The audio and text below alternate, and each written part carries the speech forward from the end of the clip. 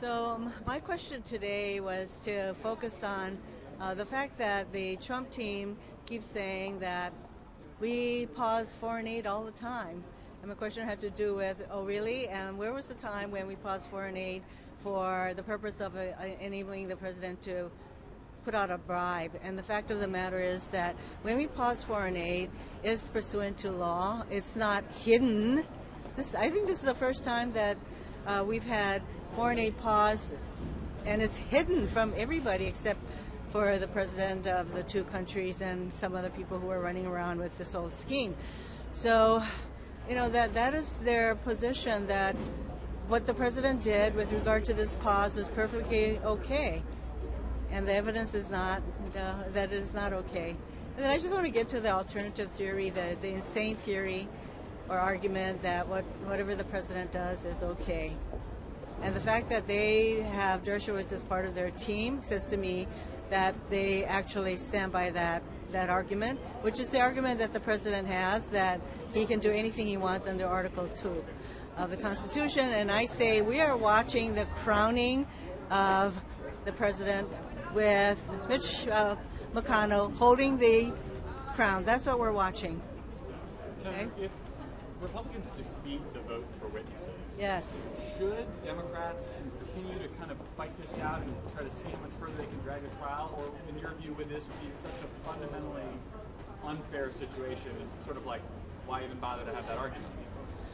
You always have to bother to have an argument, but at some point, we're going to have a vote, and Mitch McConnell is going to take the vote when he says he's got enough votes, and that's kind of where it is. But we all know that this is fundamentally a rigged trial, and it's not fair. So we are going to keep on talking about it. And if they think that this is the end of the whole thing for President Trump, there's all kinds of evidence that we suspect will continue to trickle out, because we know there's got to be memos out there with OMB, with Pompeo, with Taylor.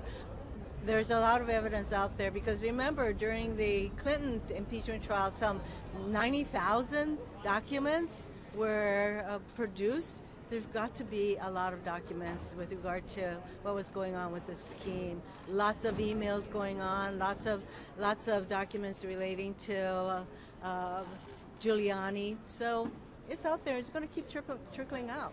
What was your make of Chief Justice Roberts blocking Senator Paul's question? That was sort of an unprecedented situation in the trial today. The question had to do with basically potentially exposing the whistleblower, and it is totally appropriate for that name not to have come out. And I'm glad that the Chief Justice just said, I'm not doing it, because it is really important that we protect the whistleblower's identity. This person has already been threatened, and some right-wing entities they're out there pushing out the name.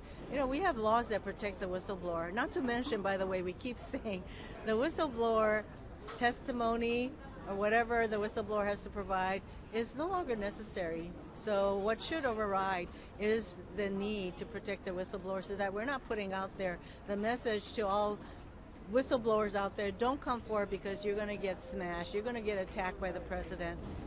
Boy, that's not good for our country. Senator Hirono, what is your understanding of how Democrats will proceed tomorrow if there is a vote not to call witnesses? What is the next step? What can you do to change that or advance your own cause? I would say there's always all of you folks. This is why I continue to talk to you all, because procedurally they have the votes. And procedurally they can continue to push forth this rigged trial. And there you have it. And that is why Mitch McConnell is a very ruthless person. He can count the votes. He knows what he needs to do. And this is why he took the last day or so to really put pressure on his caucus, so that there would not be that fourth vote coming forward. So you're saying that they have the votes to block, essentially Taylor? I wouldn't be surprised.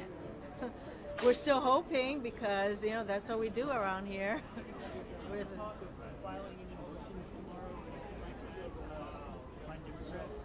Well, clearly, if we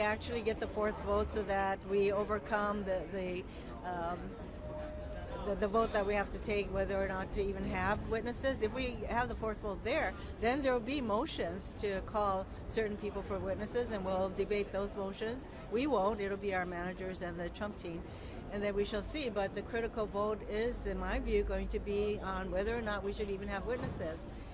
I think it's really a sad day when you can only find 3 courageous Republicans to say that what is happening is wrong, and that you can't have a president running around thinking he is the king. And this is why I say we are witnessing in the last several days the coronation of President Trump as king, and he loves it.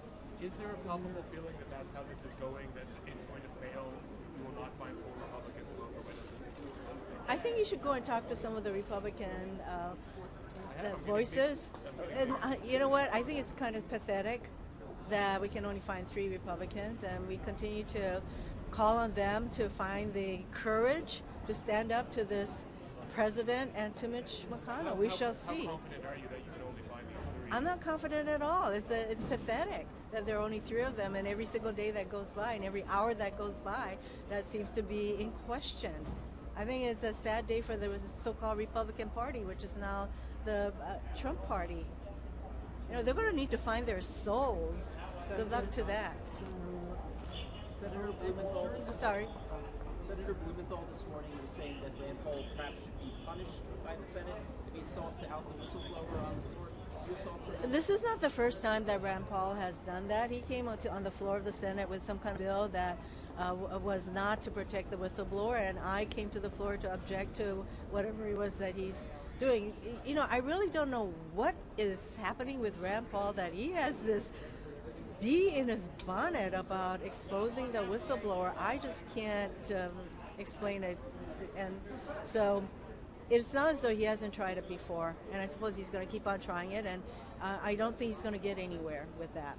But Senator, would you support a censure or some kind of punishment for Rand Paul? I'm much more interested even in... if the name was not read aloud, even if he just attempted to do it? Frankly, I am so much more interested in the trial that's going on to hold the president accountable. And just one more thing, you know, when I keep hearing the Trump team talking about Nancy Pelosi held the articles for so long, and they're so outraged by that, and yet they're not outraged by the president's behavior. The word hypocrisy doesn't even apply to the Republicans. One last question. The lawyer for Carroll, who was President Trump raping her many years ago, says that the dress that she saved has DNA, and that they would like the president to submit to a DNA test. Any reaction? I don't have a reaction to that, except that I do know that there have been dozens of women who have come forward to accuse the president of sexual impropriety and worse. That's another matter. But right now, as I say, I'm totally focused on getting the word out to the country as to what this president is doing, and will continue to do if we do not hold him accountable. Thank you. Thanks, everybody.